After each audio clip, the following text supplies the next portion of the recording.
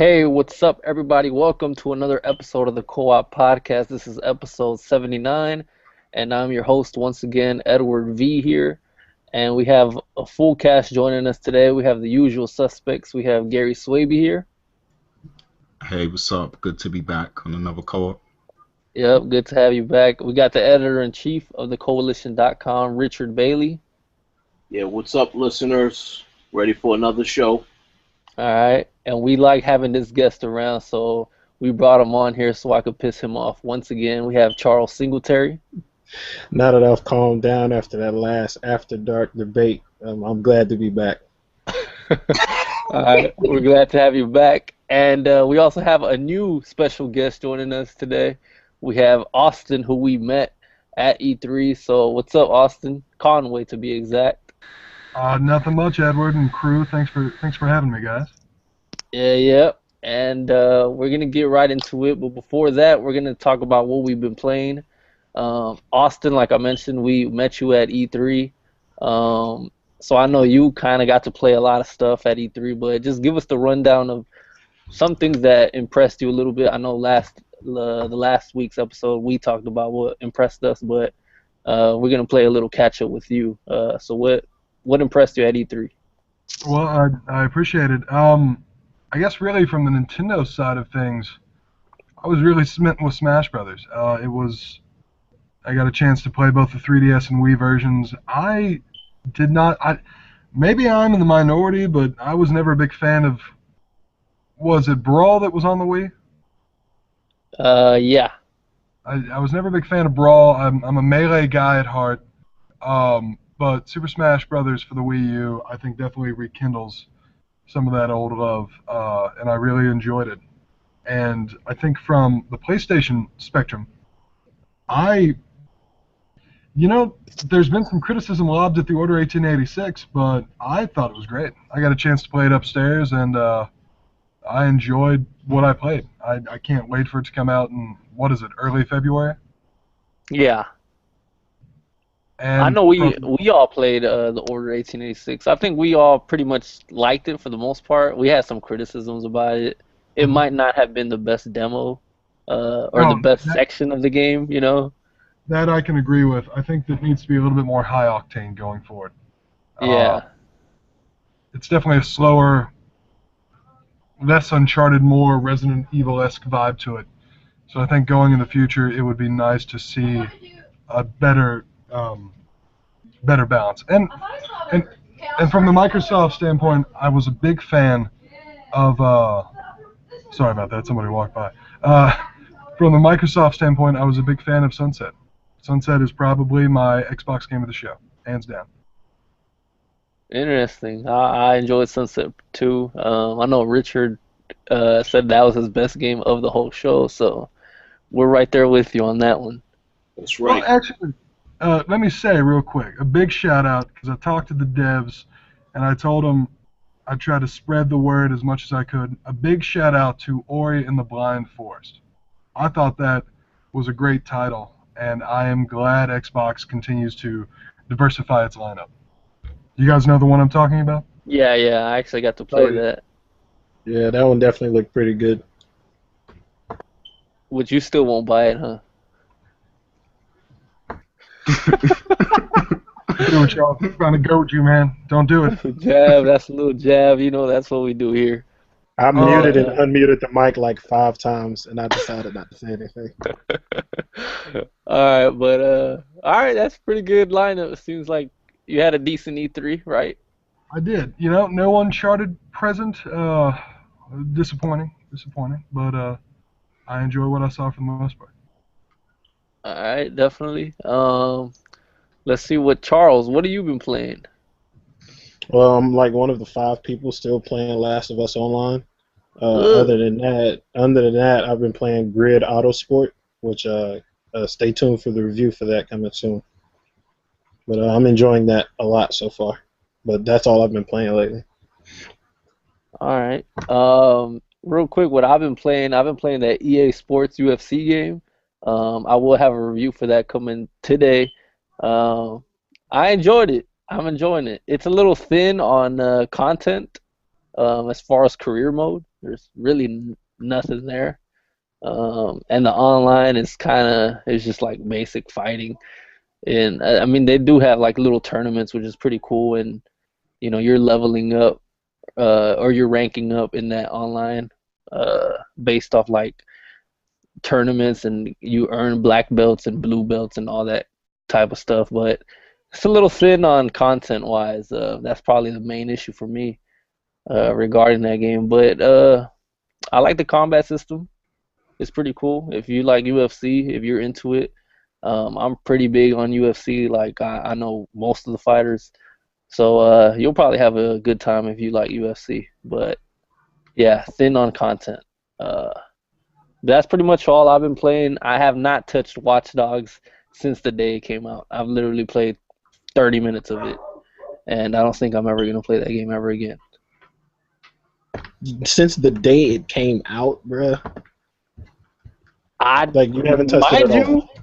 mind you, I went to E3, so I had that time, and then after E3, I mean, I've only been to E3 twice, but both of the times after I got back home, I just didn't want to play any of the games I had. I was like, fuck, I want to play the games I just played. But Okay, I don't know. from Maybe that perspective, I can understand. I'll touch last Watch Dogs again, but I don't know. Nah, from my understanding, you don't have to. It's all good. I will just despite you. But Rich, what have you been playing? I know you were playing Watch Dogs before E3. Have you continued on that? Nah, fuck that game. Sorry for you. Sorry for the explicit language, but no, I'm gonna keep it real 100% all the time. No, I'm done with Watch Dogs for the time being. You Um, might be done with Ubisoft after E3, right? well, I'm not. I definitely won't be playing no Rainbow Six. I'm not interested in Rainbow Six anymore until I see more and am able to actually play a game to see whether or not it's actually good. Yeah, Um, I'm not gonna say done with Ubisoft because I actually am looking forward to Assassin's Creed Unity. Um, that looks great, despite the criticisms, I actually want to see what is left to see in Far Cry. But to answer your question that you asked in the very beginning, what I've been playing, well, nothing much. I have played a little bit of the game that is going to be coming out next week on Xbox One and PlayStation 4, Guacamelee Super Turbo Championship Edition. It's basically the same game, but of course now it's on next-gen consoles. Has a few extra things here and there, little bonuses that you can get in the game. I was playing a little bit of that before we started this show. So that's pretty much what I've been playing for the most part. Um, Yeah, I also did try to do some Battlefield 4 in that little beta because I had a beta code for that. Not Battlefield 4, Battlefield Hardline. Um, yes, I will not be picking up that game when it comes No, out. Oh. you got it right the first time. It's Battlefield 4. Okay, yeah, you're right. You're right. Yeah, it is. The expansion pack. You are absolutely correct. So no, I won't be picking that up. That beta showed me enough to say, nah, to hell with this game as well. But we'll see what's coming up. I plan on getting Last of Us Remastered Edition, and I'm pretty sure people in this chat are going to be rolling their eyes like, well, why are you going to buy the same game? No, I'm not rolling. I'm down for it. I'm buying it too, so I'll see you there. All right, sounds good. Well, hey, Hopefully, I'll Richard, be able to get you to play the online. Richard, can I ask you a question, man? Something that's been on my mind concerning Rainbow Six. Sure. I'm not a big Rainbow Six fan. I don't know if you are, but what was the previous title? Patriots. Yes, that's it. Patriots intrigued me because it dealt with politics, and it was, asking the question, when is protesting when does that go too far? And it was edgy and it was controversial and it was interesting. It was almost a little bit of the Occupy Wall Street with the 1% aspect of it, and I feel like Ubisoft's just playing it safe with Hostage. And do you guys share this? Like, do you guys think that you'd be more interested if they kept the tone they were pursuing originally? Oh yeah, So I everyone I've heard talk about that, everyone has preferred Patriots. And it's unfortunate because the reason they scrapped Patriots is because, the new console dev kits were coming out or whatever. So, they decided to just Yes. scrap that project and make something new on next gen. But I I just mean, now everyone wants to see Patriots. I mean, I don't see why they couldn't have just taken that game and, ported it to next gen and made it better. I just would like to say that also is the BS explanation that they gave, because look at the games that are now being uh, brought back out again on the PlayStation 4 and Xbox One. Because I did hear that Sleeping Dogs is going to be coming out on Xbox One and PlayStation 4. So that's not a very good reasoning to say that. I think it is a step back, because what you said about it being controversial, that is exactly why I was like, yeah, this game, I don't care how long it takes for them to release it, just so long as they release it. And then they showed me Siege. So that was very disappointing to see that. But, it is what it is. Yeah, it's I actually don't mind having Siege because one of the aspects I always liked about Rainbow Six was the multiplayer side. It wasn't really single player.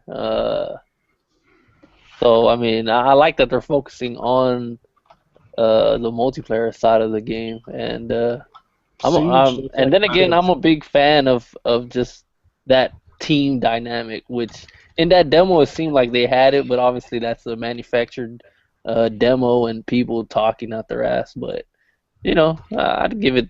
I didn't know much about Patriots to say that. Oh, I'm disappointed that that's not what we got.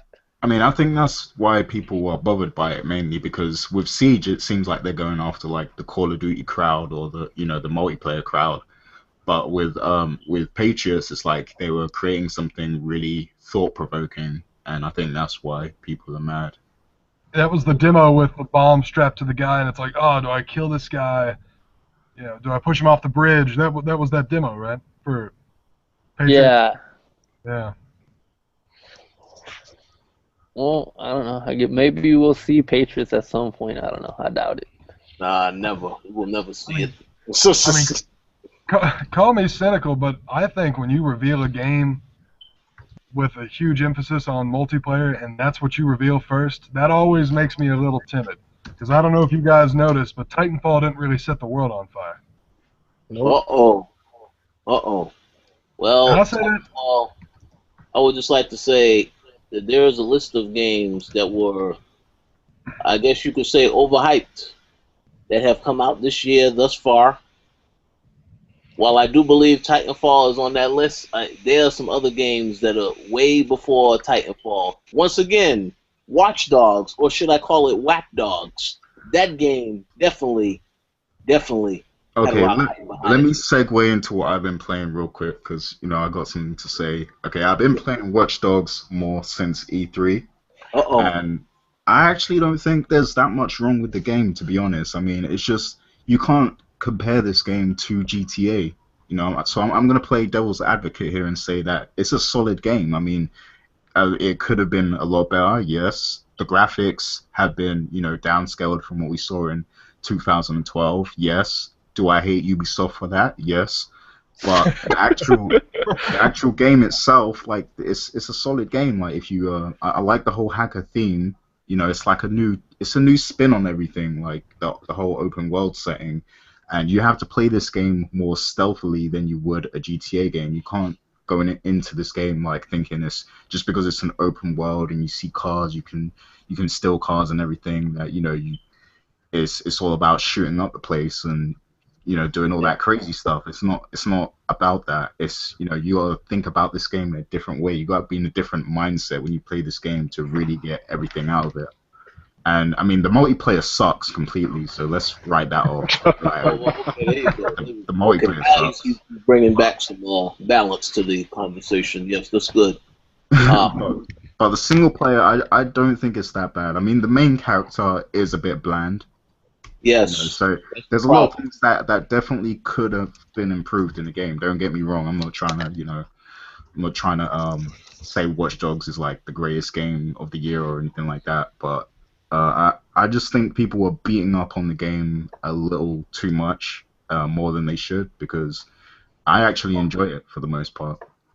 Well, let me ask you this: do you think it'll have series longevity? Do you think we'll get a Watch Dogs each year? I don't think we'll get one each year, but I do think they will try to make Watch Dogs 2. Like, it seems like Ubisoft are, getting They, in that they, routine of making the same games over and over. So, I would like to say something about that. They've already confirmed that they are working on another one, and they already said that they are going to address the issue people have with the character. So they're saying that this main character may not even be in the sequel. Um, I don't even know how that. I did not finish the game, so I don't know how they're going to do that. So yeah. yeah. And sticking with Ubisoft, I also decided to play the Black Flag DLC. It's called Freedom Cry. Now, I mean, playing this as a person of race, I'm black and everything. It's like sometimes I feel a little bit awkward about it because it's like you're this black guy, you're running around freeing slaves and all that stuff. There's that whole racist aspect to it and everything. Like you see people whipping slaves and everything. Like, but I mean, I am kind of glad that Ubisoft had the balls to take it there, and for the most part, it is a decent story, a decent plot, and everything. But yeah, I mean, it is a little awkward, kind of playing that. I have to ask a question about that, Yeah, and I hope that nobody is offended when I ask this question. But I have to ask this question: does the so, Django make an appearance in this particular game? yeah, he's the main character. You didn't know? Oh, okay. The Django Fleet is in it. That's what's up. But yeah, I think what bothers me the most is that the whole slave thing is kind of what's popular right now for some reason. It's like whenever you think of like black struggle, automatically you think of slaves and stuff. But people never promote what happened like before slavery or even while slavery was going on. Like there were like rich black folks back in Africa and everything. Like there's a lot of other things that you can promote from black history, but it's like people will only think of slavery and stuff like that. So I mean So it that's doesn't pander. yeah, I mean it's like I think Freedom Cry they probably just got the idea from like what's popular, the trends right now. Like you have 12 Years of Slave and all those slave movies like what's that one, The Butler, and Ray all Yeah. these Daniels. things. So it's like they're just riding the Yeah, wave. but the Butler's not about uh race. What's it called? Slavery. Yeah, no, it Slavery. is. Yeah. No, it Okay, is because I never no, it is because he was a slave to the system. So yeah, there you go. I never bothered to watch it, but yeah, it just seems like whenever people think of Black history right now, that's all they think about when there's a lot more to Black history. I mean, But I that's why mean, you have great directors like Tyler Perry rewriting Black history. Um, Hey, we're not gonna talk about first, that freaking disgrace to black people. exactly. No, no, you Blacks, cannot. Please do not use great and director in the same sentence as Tyler Perry. the Please. new age black exploitation. Yeah, I'm good that's on right. all that. That's right.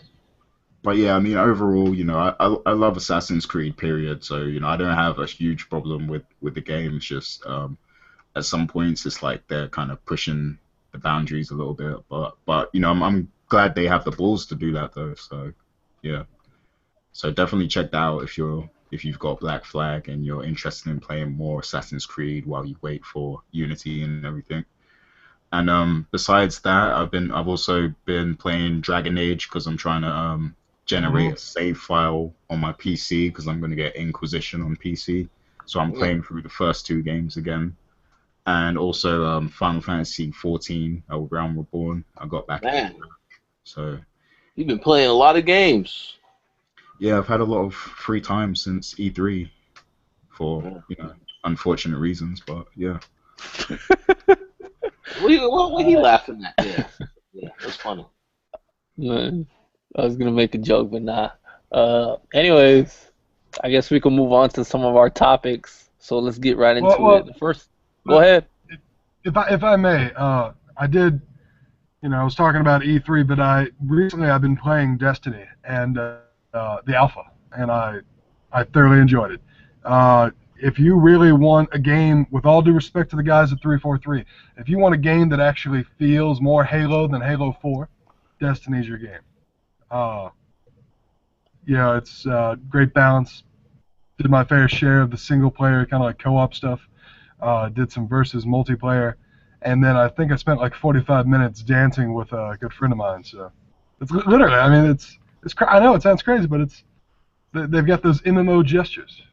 Now, It's does it addictive. feel like something new other than just kind of Halo-y?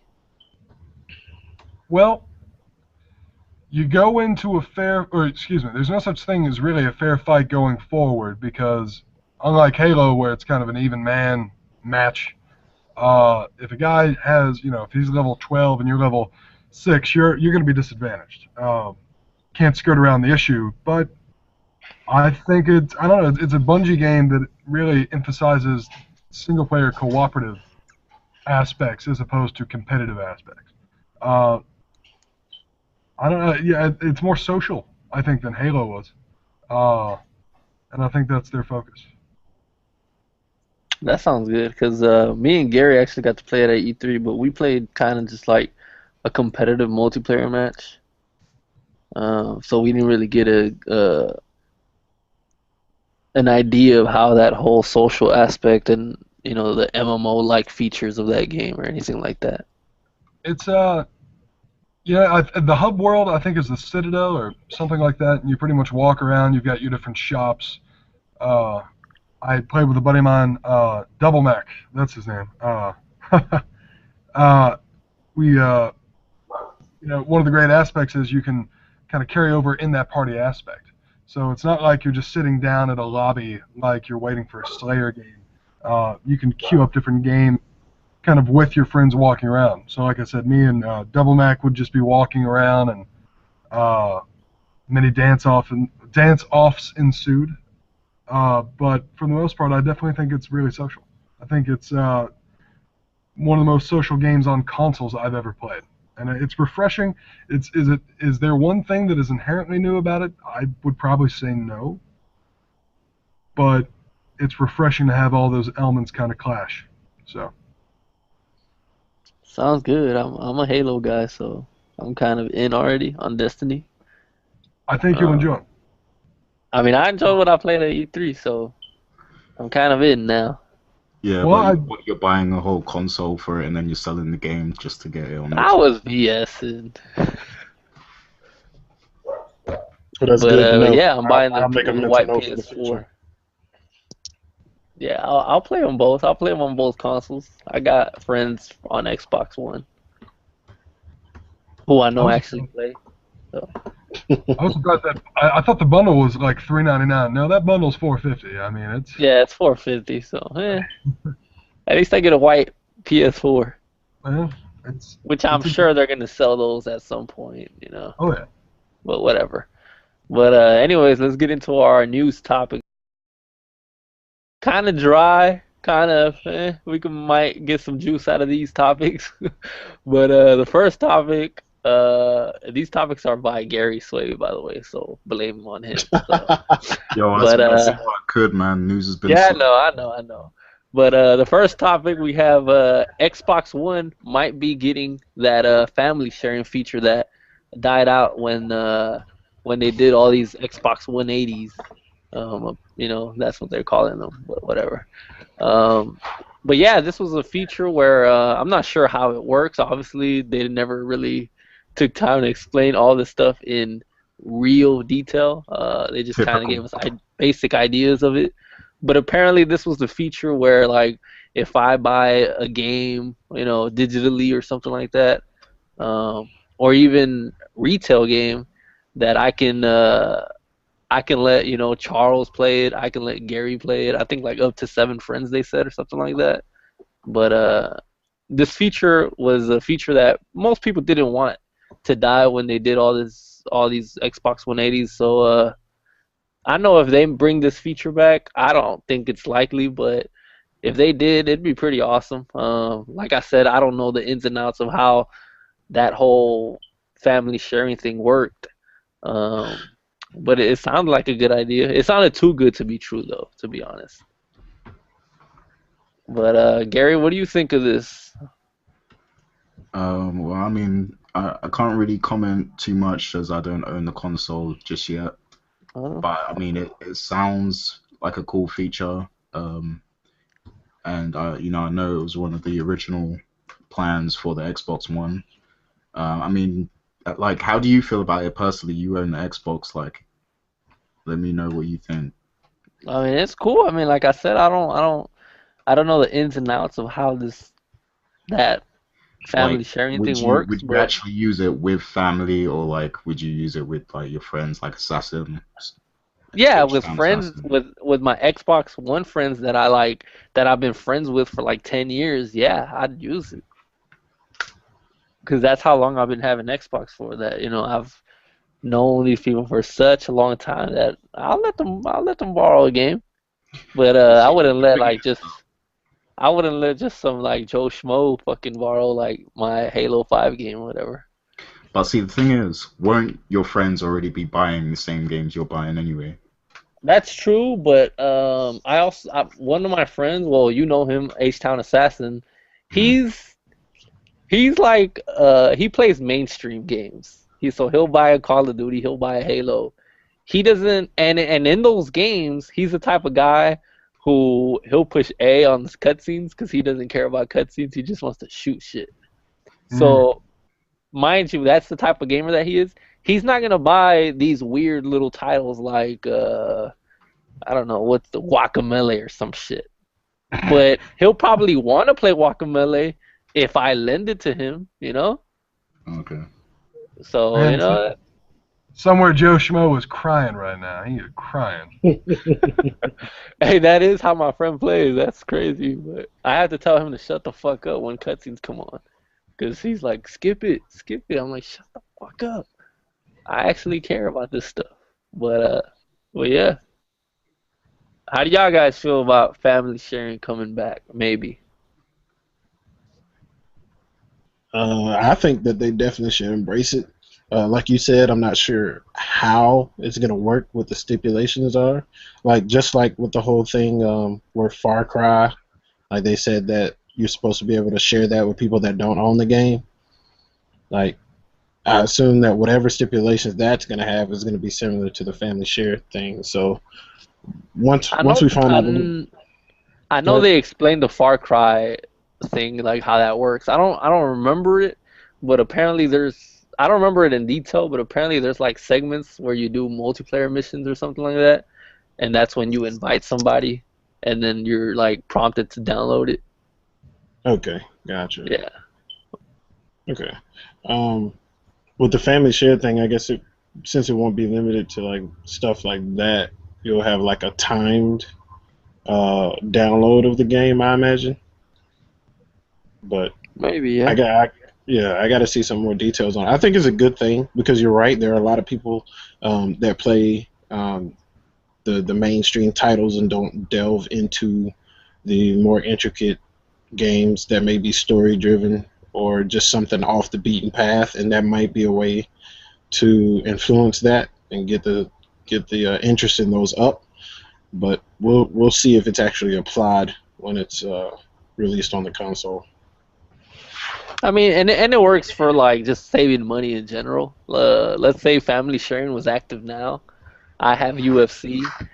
Rich probably isn't gonna go out to buy UFC, but I bet you if I lend it to him, he'd play the shit out of it. Isn't that right, Rich? Maybe that could be correct. I'm not 100% certain about that. Man, shut up. But I wouldn't buy Murdered Soul Suspects, but I would definitely be begging you to play it. I mean, to let me Oh borrow it. yeah, yeah, yeah. And that's a game that people they probably should check out, but they better not check it out at full price.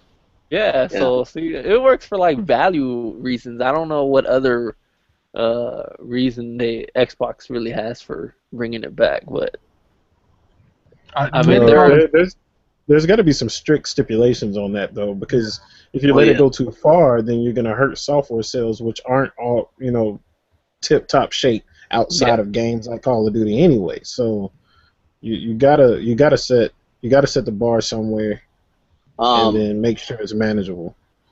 I just would like to say one thing, and I know Austin is about to make a statement, so let me say something before he make that statement. I think it is good to go with this, but I'm also very disappointed because this system was supposed to be a completely different system than what it is now. And then, of course, the feedback from fans made Microsoft force themselves into doing other stuff. They get rid of the always online, all this other stuff. So I'm be interested to see what this system would be like if they kept it exactly the way that it was supposed to be. Um, Maybe that would have been for the better, or also could have been worse than what it is now. But I To wanted be to see what their long-term plan was, and we will never get to see that because of all this other stuff that happened. So Yeah, yes, I mean, to be fair though, because Sony, they have a lot of features that they showed last year that's not in the console yet themselves. So, oh like really? the suspend the game feature and that feature where like you can watch somebody playing a game and like you can actually hop in and help them or whatever. Oh yeah. Like these are features that have not appeared in the system as of yet, and people are There is still another waiting for. feature that hasn't appeared yet either, though. What's that? Games. Oh, So yes, there you go. Saw that yeah. coming. I was gonna say. And that applies to both sides. So there you go. What was you gonna say? Well, you guys were at E3 2013, right? Yeah. Well. Yeah. We were. Well, like so, I assume you guys heard, the pure like surprise and exasperation that people echoed when I remember when that 499 price tag was announced. People couldn't believe it, and it makes me. I mean, yeah, Richard, I agree. I definitely. I mean, as a consumer, I got to look out for myself, and I hate to make it sound like that, but I mean at the end of the day, you're buying things for your best interest, and I hate to word it like that, but I'm a little disappointed we'll never see the Don Matrick Xbox One, or the original Xbox One and what it was meant, and I am a little cynical going forward because if the sharing aspect is coming back, it makes me I don't know, like as Charles said, what are the stipulations? What are the restrictions? Because there was a trade-off when it was initially announced as a feature. That has been rendered kind of a moot point at this moment. So it's one of those questions of what's the catch if it were to come back.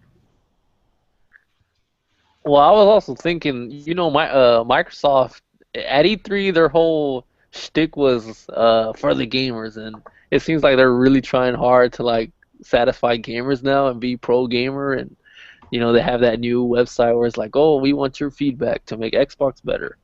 This will definitely win them some points with gamers if they brought this feature back. So maybe they're just trying to, get on the good side. I could see that. I mean, if I can be completely honest, I think what Microsoft needs to focus on is releasing exclusive content for their box because I don't know about you guys, but if I own both, I'm going to get Assassin's Creed Unity on PS4. It's going to be the better port of the game. Uh, I mean, that really kind of ties into that whole they So need you're not game. interested in having exclusive content on Xbox first? I mean, it's one of those things that I'm a huge Dragon Age fan. Don't get me wrong. Gary and I, we actually talked about our mutual love of Dragon Age, but I can wait 2 months for the DLC to come to PlayStation 4. If I'm going to get a better version of the game, why not try to pursue that better version?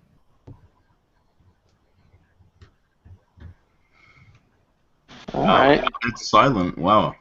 That's a very Nah, good point. I was actually muted, but fair enough. My computer's about to die, so I need to hurry up with this next topic and get y'all talking before my shit dies. Get your But charger in. anyways, next topic is some news regarding Mirror's Edge 2. Um, I don't have the full quote memorized, but and I'm not sure who said it or even if it was a quote. But I think what was said about Mirror's Edge 2 was that DICE is really focusing heavily on the first person combat as opposed to the first person movements of that game. And obviously, Mirror's Edge 1 wasn't known for its combat. Um, it was known for just the way it was moving and just, climbing on walls and all that type of good stuff. But how do y'all feel? I mean, who here loves Mirror's Edge? And how I do you like feel it. about the way this is shaping up? Do you think they should be focusing on combat at all? Um, I think they should definitely refine it, but I hope that they don't make it so much of a main focus that it takes away from the platform puzzler that it really was. Because like the combat, in the first one, obviously everyone knows it was a second thought and it was kind of clunky. Like with me, I ran, like hit a wall, jumped off, jump kicked someone. If that didn't take them out, get a couple more hits in and move on. Like the combat slowed down the parkour pacing of the game, and I just hope that they're focusing on it just to refine it and make it a little bit more interesting, but don't make it where Mirror's Edge 2 is a first-person combat game before it's the platformer that it was. So Um, until we see some gameplay, I'm a little concerned about that. I like to, I So like to, I like to make a statement. Now you go first, Austin. I was just gonna say, the first Mirror's Edge was very much a game about avoiding conflict. So having I mean, yeah, as Charles said, refine the combat, but faith. I think the whole award to Mirror's Edge and faith, and by extension, parkour itself is you're gonna move. It's all about constant movement, and I'm fine with her, doing a Chuck Norris-esque roundhouse kick off a wall as she keeps going, but I don't want to see her stop and then get surrounded by 20 guys and think, okay, now we got to fight our way out of this. That's less enticing for me. Yeah, definitely less enticing. All right, so I have a question for the both of you now. Well, it's a question you all can answer. Now, have to ask yourself, who is publishing Mirror's Edge? Does anybody want to answer this question? Yeah, Well, hurry up. well, I'll There say, you go. That right there is why, if this stuff actually happens, now you have somebody to blame. Look at what they did to Mass Effect. I will never forgive EA for what they did to Mass Effect. BioWare can jump in and say, well, no, we wanted to go in another direction. But you know damn well that EA had a hand in that direction. Dragon Age 2 as well. Another perfect example. Now, I would like to hope that the same thing doesn't happen to that upcoming Star Wars game, but you never know with EA. You just never know. it's, So, I mean, I can't, I will never defend the third personification of Mass Effect 2 and 3. I haven't played Dragon Age 2 yet. I've tried to milk every ounce of Dragon Age Origins out. I'll get to it eventually. But I look at it this way. DICE is working on 3 games right now. They're working on Battlefield 5. They're working on Battlefront. They're working on Mirror's Edge. I think, for the sake of variety, and I think they're talented people, but I think for the sake of variety, you're not going to have 3 games that play the same. That's what makes me a little bit hopeful. oh Um, yeah. Plus, they need to make sure that these games are going to work properly. Because is Battlefield 4 fixed now? Finally, after all this time, is it Yeah, fixed? I I've played heard. I played it today, and it's like it's running pretty good. It's running the best it's ever been since I bought the game. But the point is though, it took them this long to fix it, pretty much. So that's a bad thing. And they've already announced, they had the nerve to announce another Battlefield while this one was still broken. So Yeah. Oh, Hardline. There you go. But But I still love Battlefield though. I'm not gonna lie. but Charles already said it's not another Battlefield. It's Battlefield 4 all over again, but it's an expansion pack. So that's okay. And, I mean, and, I and wish. We all saw that video, that demo. I wish Battlefield played like that. We all know it doesn't, though. I think that's a little disingenuous to show such a perfectly planned heist. Yeah, Yeah. like those series of events are so incredibly scripted. Like that's ridiculous. There's no way. Like they need to they should have made it um like more close quarters. Like Mm-hmm. I mean, you would have been accused of emulating games like Counter Strike and Payday, of course. But I mean, the Payday accusations are already there. But just make something different from Battlefield 4, because to take bank robbers and just throw them in that huge map and expect people to coordinate to the point where you get things like what happened in the E3 trailer, there's no way. I'm gonna rob them. I'm gonna take a motorcycle. We're gonna take a rocket launcher or something and blow up whoever. When they respawn, I'm already out of there. That's what's gonna end up happening. I mean, We're bank robbers. We're I bank think robbers, but we've got the setup of a militia. Apparently, that's what kills me. Exactly. I mean, if this, I don't know. I'm incredibly frustrated by that game, and I think it's gonna tank. And I don't want it to, because I quit playing Call of Duty because it just got so repetitive and just it wasn't moving forward. And I felt like investing in it was just gonna hurt first person shooters going forward. And Battlefield 3 was amazing to me, and 4, it had its issues, but it had potential that I figured that they would rectify by the next game. But then we have Battlefield Omaha / Hardline that's been moved away from the 4 equation because of the issues it had. And they give it a single player. Cool, you gave it a single player. But I don't remember. I don't know if you guys remember. There was the Battlefield Modern Combat, I think, that was on consoles, one of the first ones. It Yeah. had a little single player too, and it was like so tacked on. Like, come on, man, it was trash. And EA, if you want to do yearly Battlefields, bring Bad Company out of the closet, dust it off, and give us a Battlefield and a Bad Company, exchange them. yeah, I'm not sold on the idea of hardline either. yeah, yes, Bad Company needs to make a return without question. I'm more of a Bad Company fan, to be honest, man. Single player shouts and to all. There has not been a good Battlefield single player with Battlefield 3 and 4. And I just think it's funny they put so much into them, but it's not enjoyable. It's cliche hoorah to the 10th degree. It was bad. I have to respectfully disagree because I think Battlefield 3 was a lot better than Bad Company. I was just about to say I actually enjoyed the single player on Battlefield 3 a lot. The story was really good. The twist towards the middle of it was really interesting. I think it was well done. Now, I haven't played 4 single player yet, so I don't know where it stands. But I haven't heard anything good about it. I think Well, Battlefield 3 is one of the best FPSs that's come out like in the past 4 or 5 years, to be honest. wait, hold on. I think it's a capable first-person shooter, but to be fair, none of the Battlefields, Bad Company included, had great or memorable stories. My takeaway from Battlefield 3 was we've got to go after, I assume, an Arab at one point, and that's really kind of what the story boiled down to.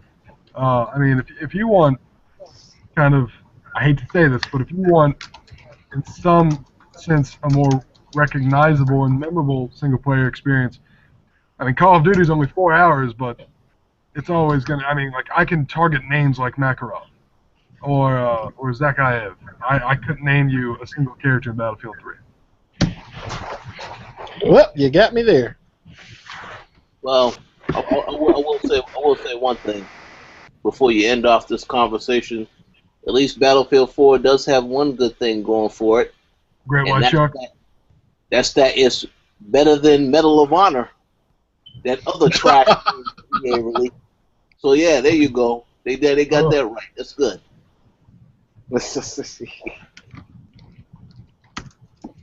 All right, I Yeah. guess we can move on. Another big news topic, or not big, but I've seen it in several places. Capcom pretty much came out and said they would be open to a buyout. Now, for some reason, maybe it's Dead Rising related.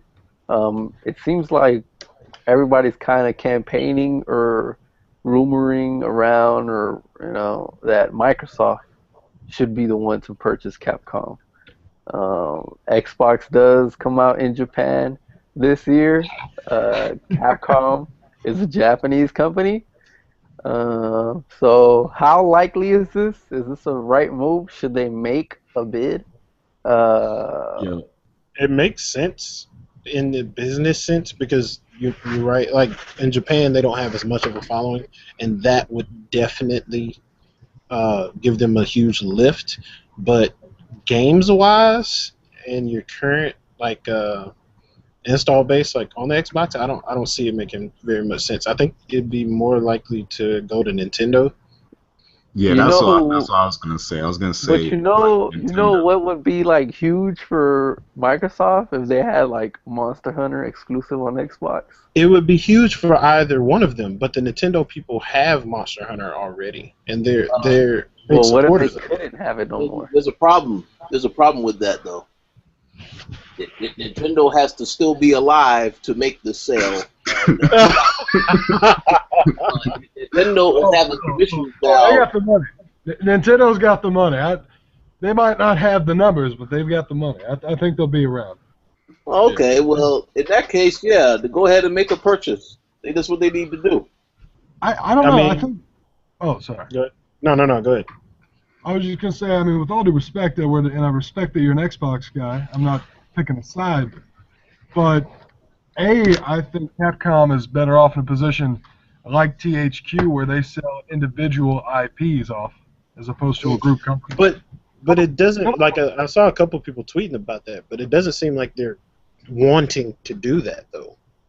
In this I mean, situation, it seems like they want to do it as a whole. I agree. It makes much more sense to sell the individual properties, but will they do it though? Is the question. I guess it'll come down to how desperate they are. I don't see. I I think mean, of the three who would have the money, it would be Microsoft. I don't see Sony. Like Sony's hurting financially. I think the latest report kind of shows their profits aren't what Yeah. they were. Um, Right. I don't see them buying it, but I do think. I mean, with all due respect, Edward, I think you put a little too much faith in the idea of Capcom's IPs out in Japan. Japan's really owned by the handheld. 3DSs. I mean, like you just don't have home consoles sell like they used to. In Japan, Right. they're much more on the go society. They're not going to sit down in front of a TV with a box anymore. That's true. Right. Yeah. Plus, they like all those virtual girlfriend games now. So I mean, if we could finally get that rumored Xbox handheld, I'd be all over that. But I mean, I think the days of handhelds, unfortunately, or at least anything that's not Nintendo handheld, is kind of over. And I say that as a that's why it makes sense for but Nintendo to do it. I kind Yeah, of that's wish exactly. these companies would. I know Charles said they probably aren't open to it, but I wish they would sell individual IPs. And Capcom is sitting on some IPs that they're not using and that could make some money out of it. Power Stone, they could sell that IP. Power Somebody, Stone. Oh, I'm pretty sure somebody could milk some money out of that. Mm. I think the reason Fantastic fan. it's I appreciate that. I think the reason they don't want to sell is because like they still I think they want someone to buy them but keep them as a functioning company. But if they sell off Yeah. all their IPs, then they won't have anything to function on as a company, I guess. Right. So Exactly. They're not. They don't want to dissolve as a company and spread their assets. They want to be purchased and work for someone altogether and like keep as much of their people as they can. You know what? Sure. That'll be real expensive. Well, I mean, it does make me wonder though who they've got left because Lost Planet 3, DMC, Dead Rising 3. There's one more that I'm forgetting. Resident Evil. Uh, Well, no, not Resident Evil, but yeah, actually Resident Evil, the SOCOM-esque game that came out a year ago. These are all made by Western developers. They've let a lot of Western devs make their games. And I don't know if that's because they don't have any or a large amount of studios left to control, but there's been a lot of outsourcing going on in regards to Capcom. So I wonder how many people's jobs would be saved in that regard. I'm not saying don't save people's occupation. Don't get rid of the Capcom people, but I wonder it's not like an Ubisoft situation where you've got like 1,000 people working on one game in house. Yeah. Right. Well, I don't know. Seems interesting idea. But Yeah, I was yeah. thinking about that. You can't be surprised with Capcom. This is the same guys that. Where the hell is Mega Man at? There ain't no more Mega Man games. Um, yeah, I mean, not surprised. So we'll see what happens with them. All I want is another Resident Evil to make up for the last one. And I don't remember what outlet I said it on, but I think that Resident Evil going strictly Nintendo would only help that franchise because they kind of need it. Oh yeah. Or they can help each other out. Yeah, like they need to get back into tip-top shape with that franchise because it's a horror staple. Like, how do you ruin it? Like, you guys are the front runners in the horror genre. You got to keep going. Well, to segue into that, speaking of help, Crytek might be in some help and some needed help pretty soon. They've Uh-oh. been in the news recently for I'm not sure the ins and outs of the story. Maybe somebody could fill in the gaps, but apparently they haven't been paying some employees, and some projects have had to be canceled. I've heard that supposedly a Rise sequel was canceled, which it probably should have been canceled, but that's a different story. Uh, but yeah, Crytek, it sounded like they're doing good. I know they had like 2 new games at E3, but apparently people aren't getting paid. Rich, you know more about this story than I do, right? I know some insights. Yes, basically, as the story goes, is that there have been reports that people have not been getting paid on time. People have been leaving the company, and they're in financial trouble. But yet, people from Crytek been saying no, these are rumors. It's not true, and they are currently working on Homefront 2. So I don't know who the hell to believe.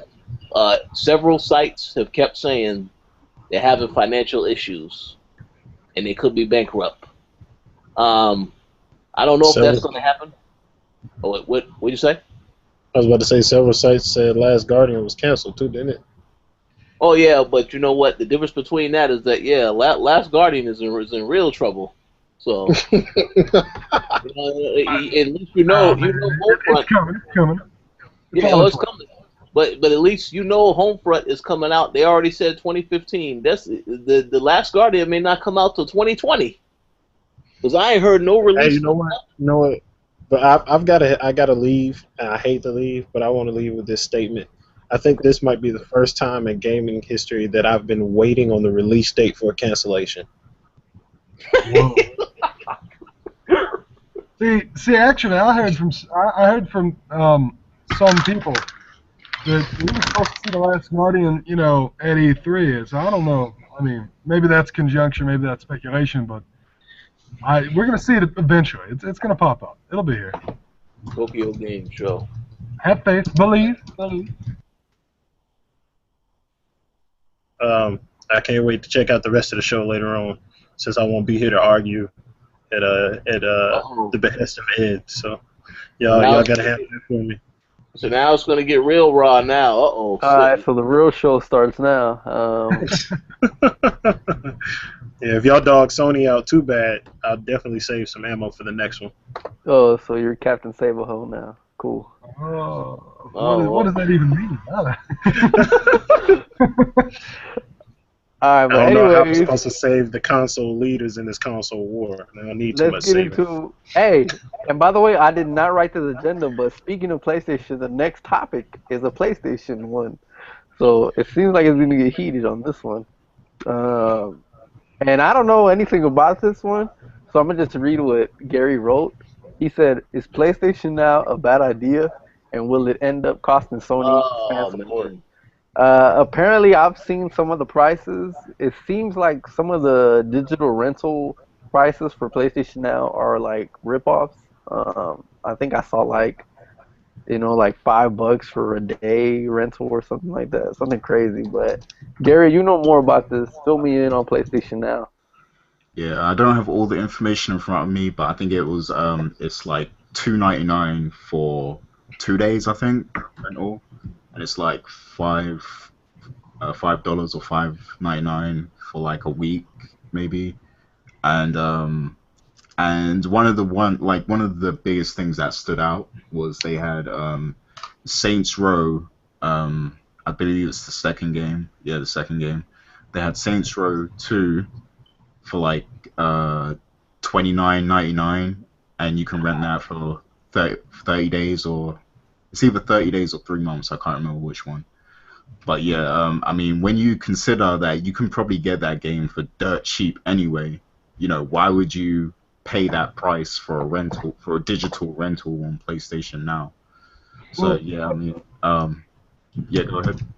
let me ask this: do we know who sets the prices? Because the Saints Row brand was purchased by, I think, like Deep Silver or somebody like that. Yeah. Yeah. And I would definitely expect them to want to make the money back on that IP. Is it Sony setting the price, or is it these third-party, companies saying, well, our game should probably be X amount of dollars for a week? Yeah, I mean, I'm sure the publishers have a say on the price themselves. I think it's between Sony and the publisher. Both of them must come up with a price together, I guess. But I mean, the fact is though that if you're gonna have prices like that, I don't know how many other games are within that price range, or if all games are the same price, or I don't know the details like that because I'm not in the beta or anything. But I mean, when you're gonna have prices like that on the platform, it kind of defeats the purpose in the first place, of renting the game. When I mean, if you could buy the game for cheaper, and they've even given away this game on PlayStation Plus before, and other platforms. So it's like it kind of defeats the purpose of the whole thing. Well, let me ask this because, I mean, we're getting PlayStation Now as a means to make up for the lack of backwards compatibility, correct? Is that a big factor? Is that fair to say? Yeah.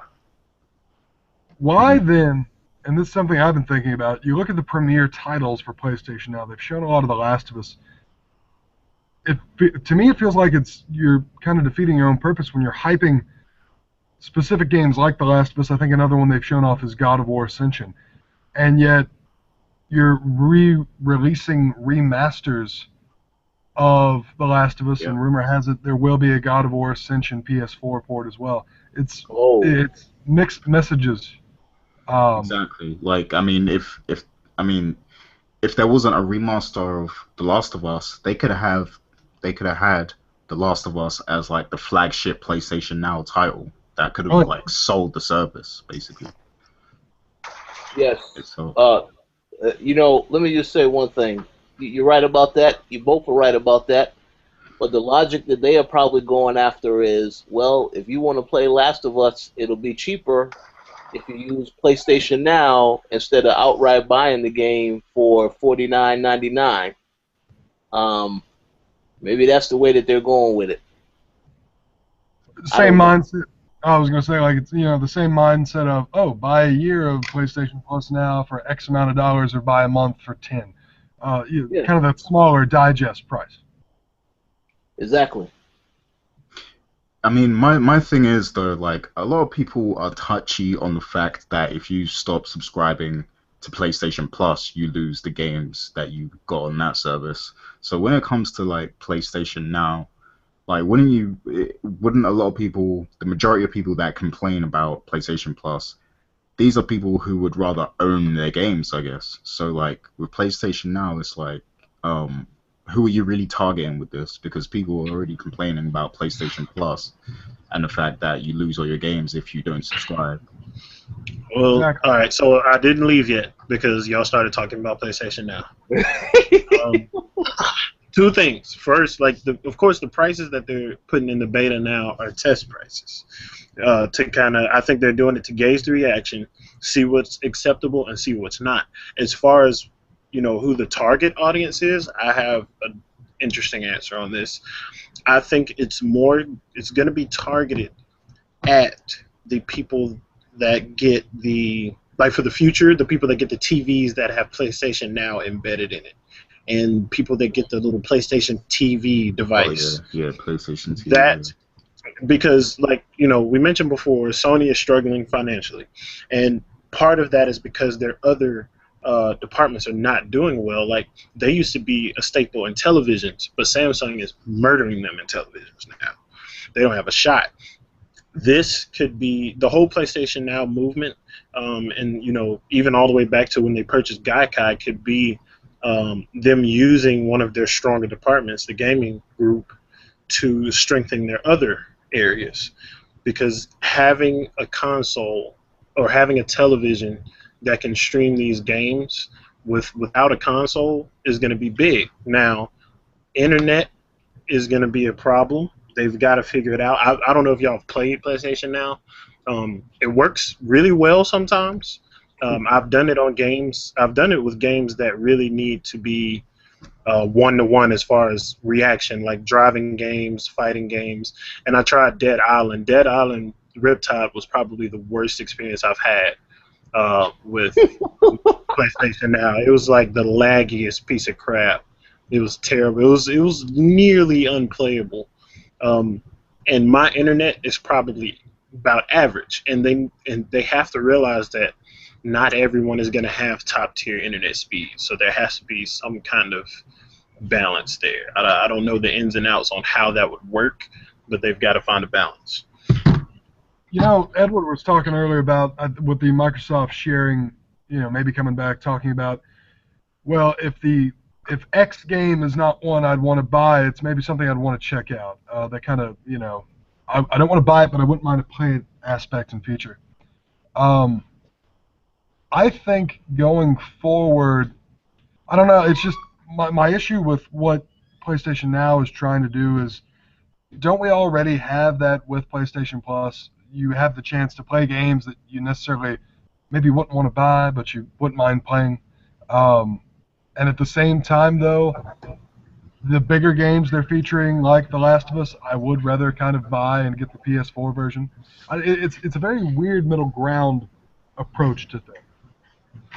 Yeah, it is. But what also thinking very far ahead, what if this is kind of spearheading a movement where the console is less of a focus in the future, like PlayStation 5 or whatever, where where the limitations that have hindered consoles today versus PC gamers is a thing of the past because of the streaming capability. What if this is them testing that out? I think it is very much a games as a service approach. My only issue with that is, I don't know about you guys, but I'm still very much a retail guy, and me too, by far. Well, I think a good chunk of the reason a lot of us play consoles is because we like discs, and I think it's one of those aspects that if we were more digital friendly, we probably already would have a PC. So, I mean, I can see it as being like an interesting testing ground, but I can only speak for myself.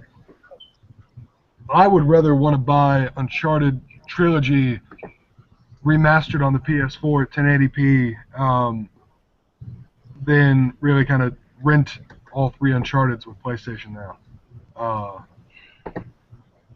So, I mean, no offense to those who enjoy the service, but I don't think it's for me. I think, like Charles said, I guess if PlayStation Now does catch on, it's probably going to be on the TVs and the PlayStation TV device, I guess, and maybe the Vita. Like the Sony, what is it the Sony branded TV that's going to start having the service included? Yeah. Yeah, I mean, I could see it take off, definitely for that approach, but I haven't gotten rid of my PS3. I don't think you guys got rid of your PS3. It makes me wonder if that's, I hate to use the term, but it makes me wonder if something like PlayStation Now is really meant for even more casual players to begin with. Yeah, I think so because for me personally, like I don't see the appeal of it. I'd be much more comfortable with a, let me pay $20 a month and play all these games as opposed to a specific, uh, Oh yeah, you yeah, that's know, what everyone wanted. But I'm I sure mean, they'll have an incentive for PlayStation Plus people to do it, like a discounted thing, or PlayStation uh, Plus Plus. yeah, like another tier or something that gets PlayStation Now included in it. I'm sure there's going to be an incentive to push people towards the PS Plus. Well, But on yeah. that note, I really gotta go. Peace. Oh yeah. You got to go. All right. yeah. So what do the Xbox guys think? Rich, Ed? Well, what I think is, I think PlayStation Now is a good concept, but I also believe that if there were issues such as this price issue, I feel like this issue will ultimately get overlooked because, as you already know, and I'm just going to say it how it is, a lot of times when Sony makes mistakes, a lot of the loyal fans, if you want to call them fanboys or whatever, they will be quick to overlook that and say, okay, well, whatever. This goes back to the whole argument about the 1080p, where everybody was making a big deal because all the games on PlayStation are 1080p, yet Watch Dogs is 900p. But I don't hear nobody complain about that. They seem to overlook that fact. So this is related to this because I feel like this news about this being an issue with PlayStation Now, I feel like a lot of people will pretend like they didn't hear about any of this bad news. They're gonna be like, well, whatever. It's not a big deal, but it is a big deal if they don't do something about it. I'm pretty sure they are going to have some type of incentive to make it cheaper because they already introduced this thing into the fact where they got their Power series started, where they said that people who have PlayStation Plus will get the first episode free. I don't know if they said the season or episode free, The but season. they're pretty much going to probably do something similar with this.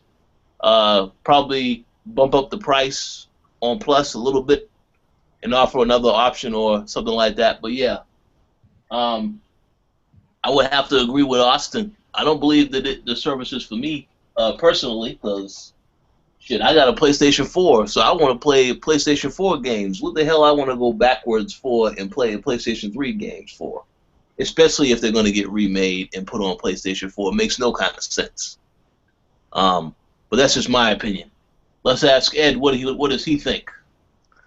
I just think people been hyping up PlayStation Now so much, and I'm not gonna diss it. I'm being serious, genuine here.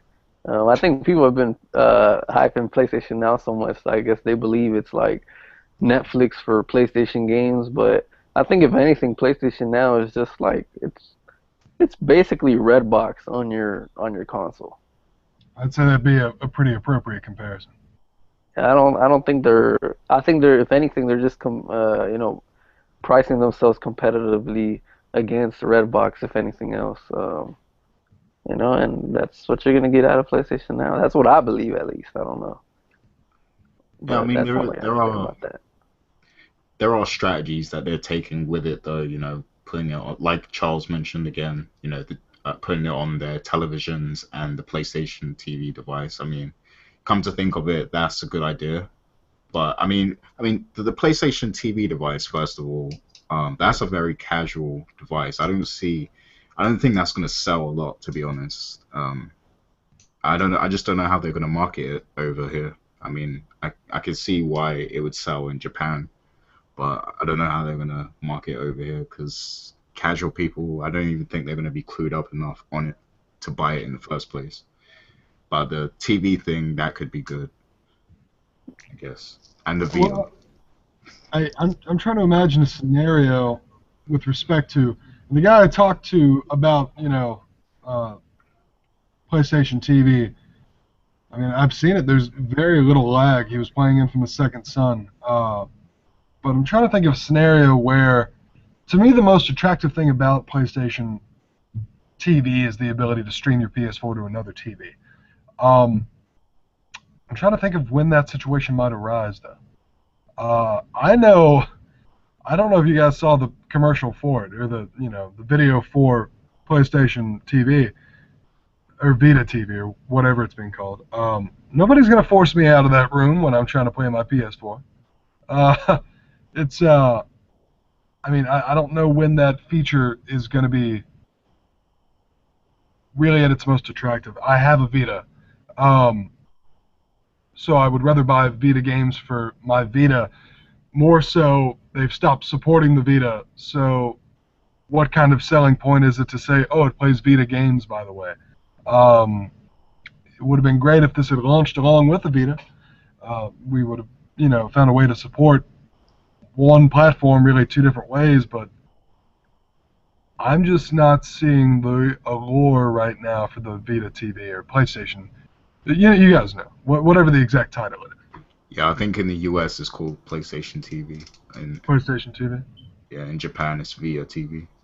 That's it. And yeah, like it works great in Japan. They typically have smaller, kind of living areas, so you're obviously not going to have a big black bulky box.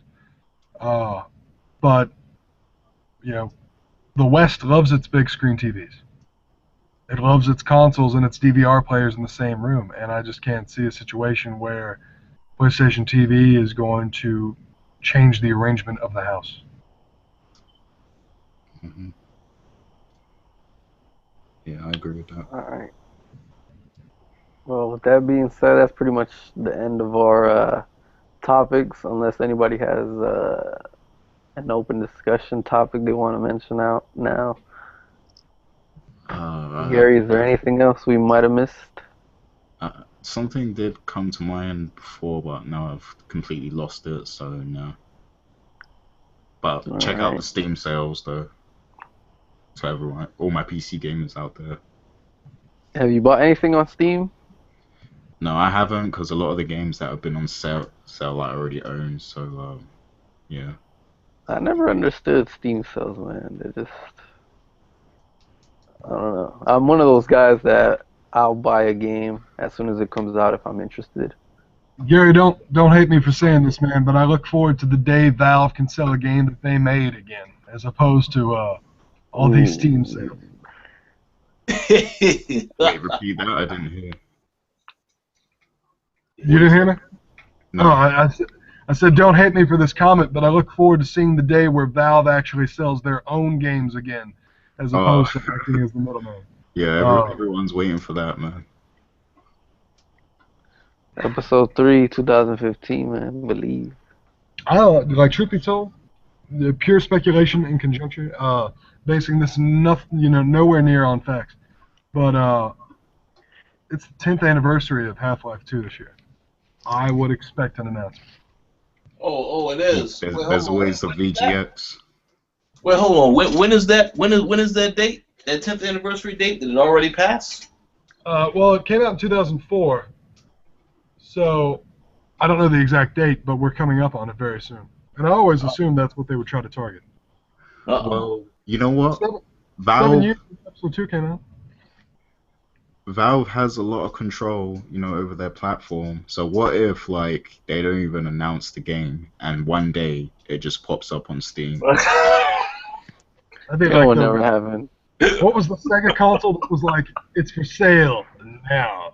That'd be crazy. That will never happen, man. You never know. Well, Nah, I don't know. I missed the E3 conversation. You guys don't mind if I kind of propose a topic of conversation for a second, would you? Nah, go ahead. Really, I guess, what do you guys think about the state of, placing Nintendo aside, nothing against Nintendo, but what do you think about the state of Microsoft and Sony exclusives, specifically their first parties? Like, what gets you more excited? This is gonna be interesting. So you're asking me to pick a side on exclusives? Well, I'm saying pick a side and then tell me why. Like, how does it intrigue you? All right. Well, I guess I'll go first, and I'll go with the obvious answer.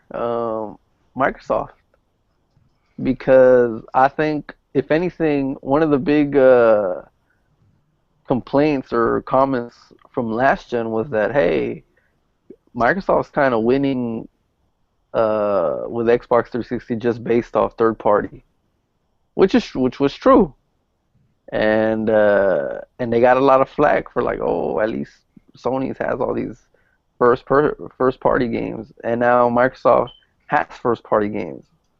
You know, they have Sunset Overdrive, they have Quantum Break, they have Forza, which came out at launch. Dead Rising it wasn't first party, but it was an exclusive. Um, and you know, they're actually trying, they're actually investing in new IPs, and I just gotta roll with them for that. Whereas, whereas I feel like Sony's kind of, I mean, they are investing in new IP also, but nothing from their side feels new to me. Like nothing seems like a cool, fun idea. The Order 1886 looks awesome, but it's something we've seen for the most part, you know. Which is Well, Sunset Overdrive is kind of, you know, it's fun, it's kind of wacky, it's kind of crazy, but you know, it's something new. You know, we never. I mean, I'm not gonna say we never seen anything like it before, but we never seen all those elements in one game, and I appreciate Sunset Overdrive for that. I can appreciate you appreciating Sunset Overdrive. It's unique, you know. It's I kind of when I saw the gameplay even before the Crackdown announcement, I thought maybe this could be this generation's Crackdown. Suffice to say, we're getting our own Crackdown, you know, Right. 2016, I assume. But you're an Xbox guy for about 10 years, right? Yeah, pretty much. If I can be honest and just like divulge personal stuff, uh, I was an Xbox guy as well. I never had a PS2. Really, a lot of that kind of new frontier aura that the system had back in 2001 was why I was attracted to it. And I wasn't like most Xbox owners who probably played Halo. I played Munch's Oddworld, you know, or Oddworld Munch's Odyssey. That was Much my first. Odyssey, yeah. Oh yeah, but and it's good to see them invest in new IP.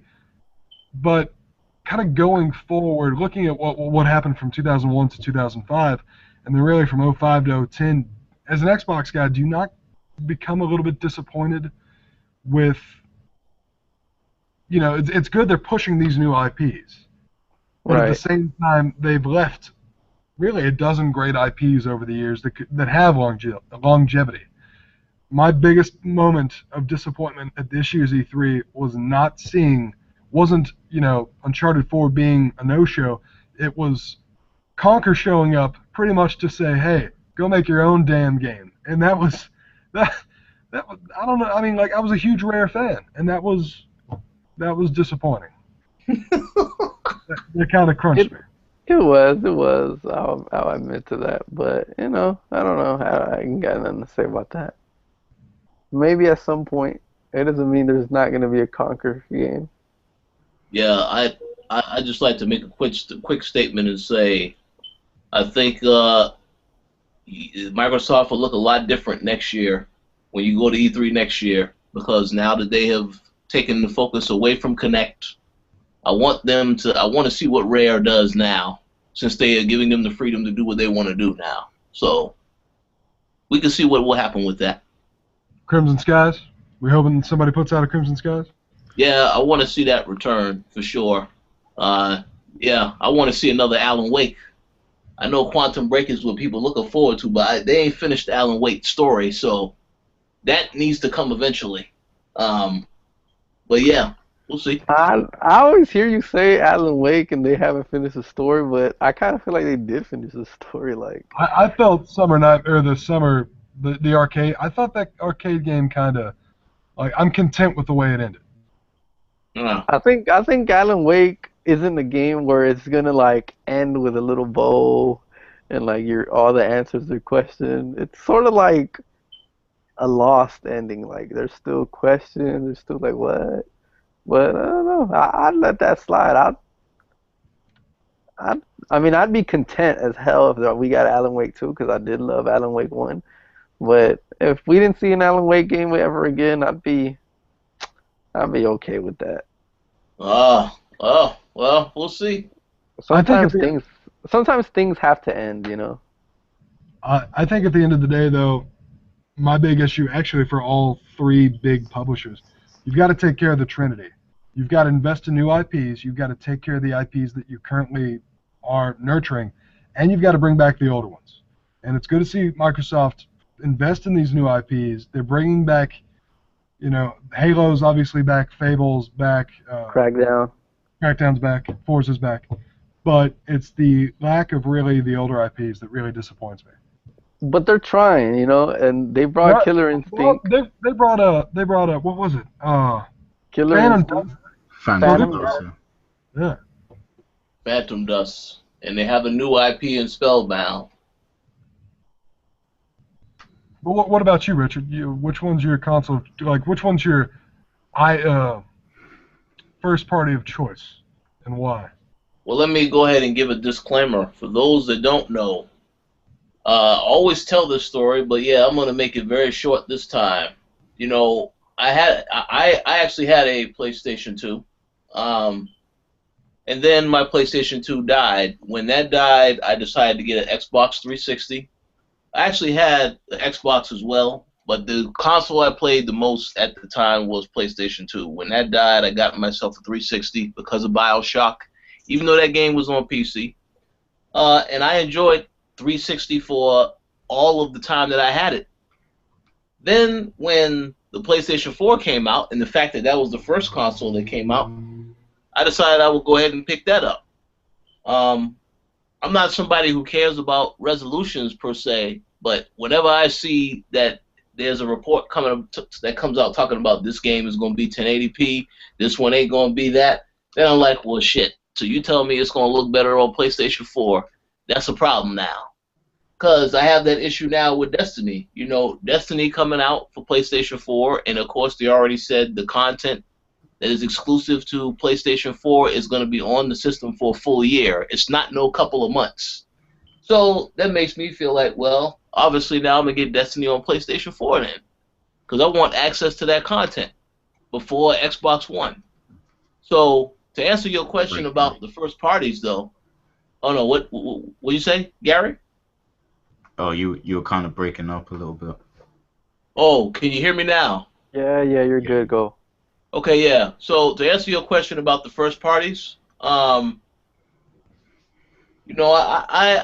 have to kind of say that I'm gonna have to give it to Sony, and the reason why I'm gonna do that is because they are going to have more IPs, but the main thing is that they have a track record already. You already know that they're going to support the ones that they have. They have new IPs like Last of Us. Pretty sure eventually there may be another one, maybe or not, but they have a track record that is successful. Now, I'm not saying every IP that they have is a success. Obviously not. There are plenty of games they made which bombed totally. But more than not, they have a track record that is successful. It may take forever for a game to come out, but you know when it drops, sometimes more than not, it always turns out to be worth the wait. So I'm going to say that I have to give that to them. I applaud Microsoft for trying to bring back other IPs and new, but they lost so many people in the process of the stuff that they're doing with this system now. And they still got more that they have to prove. So I want them to do that. I'm not going to say that I want to support them 100% because I do support them. But in order to get my full support back, they got to do more than what they're doing now. Um, so I say that as tough love. Yes, they got to step up their game. But that's my opinion. What about you, Gary, Gary? what do you think? Well, we know what Um, Gary thinks. Uh-oh.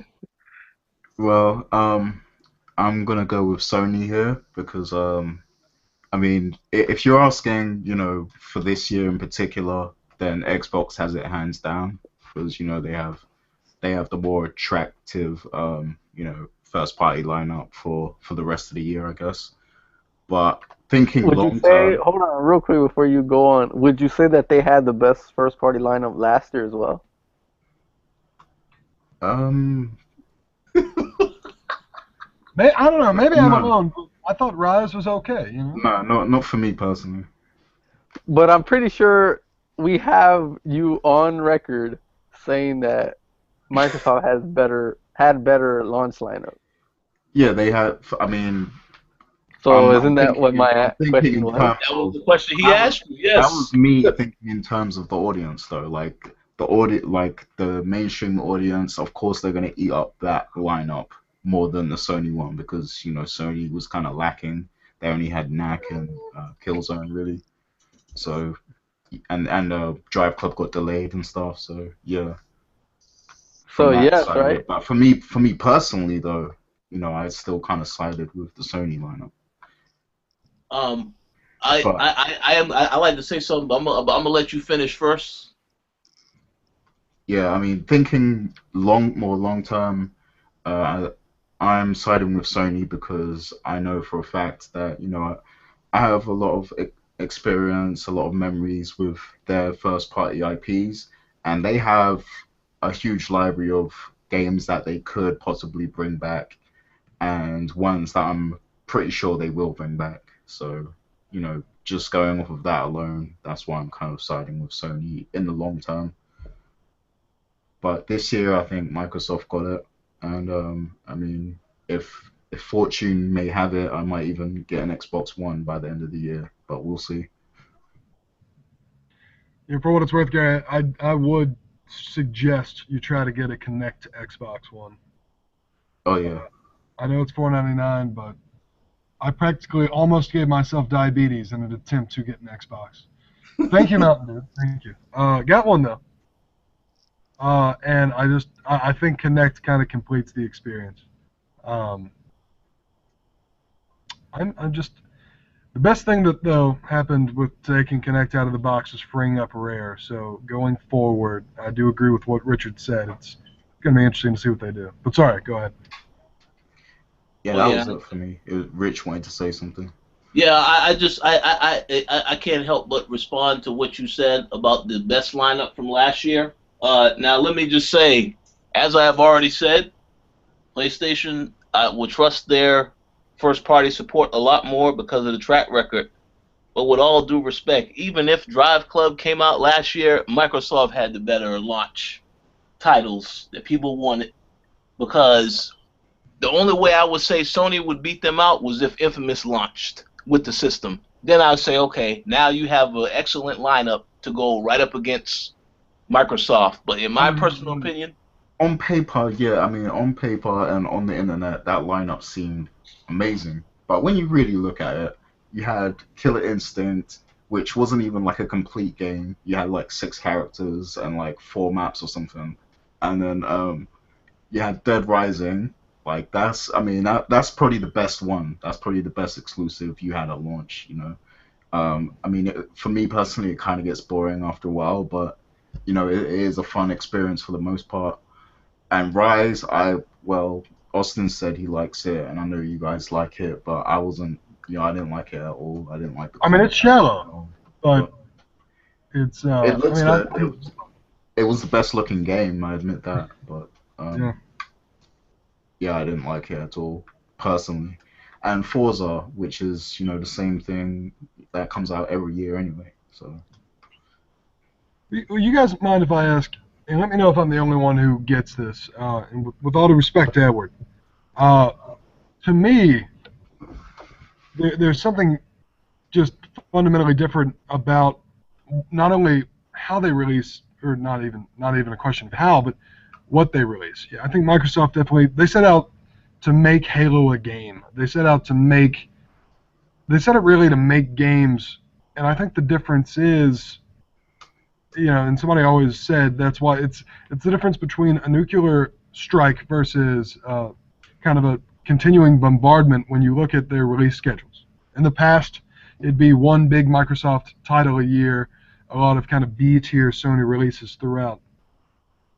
But I think for me, why I prefer Sony, and I will go on record saying the original Xbox, one of my favorite consoles of all time.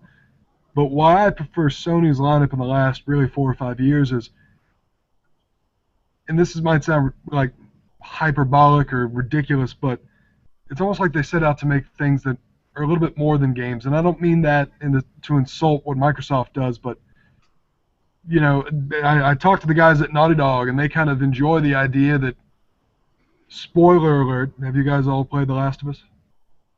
Yeah, Yeah. we've all played it. They enjoy the idea that people could play The Last of Us and cry, or that people could play Journey and get emotional. I think there's something about Sony titles. They're a little bit deeper.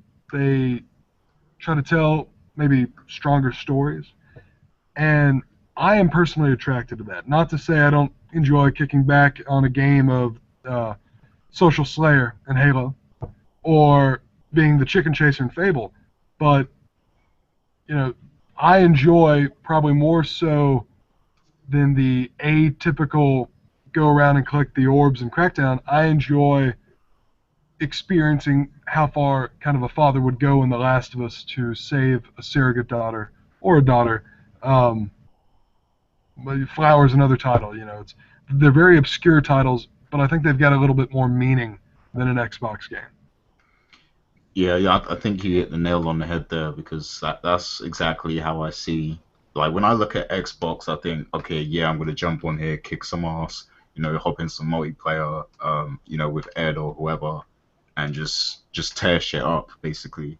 And then when I think about playing games on the PlayStation, I think about experiences, like, actual thought-provoking experiences like The Last of Us, Uncharted. It's not as deep as Last of Us, but it's still, fun to play through.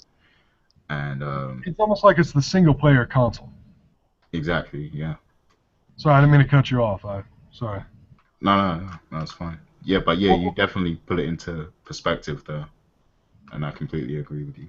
wait, well, you guys, everybody play Uncharted 3? Yep. Yeah. I don't know if you guys liked Uncharted 3. It's personally my favorite. I like the second one more. But go ahead. Among Thieves is beloved by many, trust me. But I'm pretty outspoken. Big fan of Uncharted 3. I think actually they told me at Naughty Dog that that Last Snack, which is my Twitter handle, he's is really kind of known as the Uncharted 3 fan. I think he followed that up with your fighting and losing battle, and I was like, oh, of course. But kind of Uncharted 3 dealt with aspects of existentialism. It dealt with identity and self. And while I think Gears of War as a third-person shooter is mechanically, I'd say probably more satisfying, I'd rather play an Uncharted, although it doesn't shoot as good as Gears. I like those questions being tackled. I like really to sit down my controller and think, what does it mean for the character? Does that make sense? Yeah. Yeah, I definitely feel you on that. But yeah, it's I always tell everybody, if you can, try to get both, because they're great games. I think they within themselves can sell the console. I think you're only hurting yourself if you don't get an Xbox or a PS4, or excuse me, Xbox and a PS4. Yeah. Alright. Now that I Austin think straight of up, it, he's straight up spitting poetry right now. Well, Shout out to Austin. I appreciate it. now that I I gotta put think that of English it, degree to good use, man. Sony should have took a page out of Microsoft's book and done the Nathan Drake collection. But that's I'd buy just me. No. See, when people say that Sony should have did a collection like that, I don't know what IP they would do that with, because the thing is with Halo, it makes sense, and like especially for someone like me, and just the fact that they have all that content that they can include too, all the maps and everything, like it's pouring with value, that collection, and I don't think Sony has anything that could mimic that.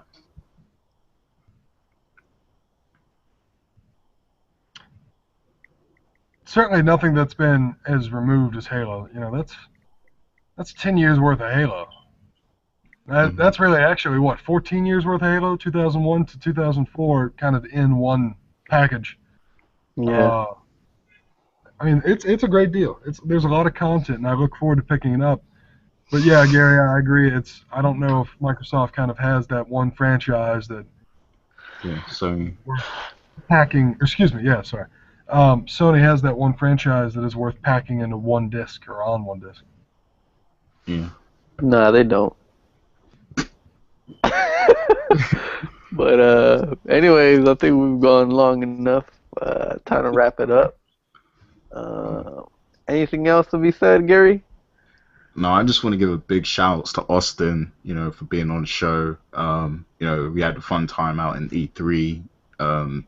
It was really random how we met. I think we met outside the convention center or something. But we pretty much kind of stuck together throughout the whole of Monday, kind of, the press conferences and everything. So Oh, that was cool. Yeah, I And heard. I heard a story about Austin. I heard he was trying to sneak into some business meetings here. yeah, it's me and Austin, yeah, we went across the concourse and like across some of the meeting rooms and everything, trying to see what we could find. hot dogs weren't even that good, man, with Lords of the Fallen. I don't know, Gary.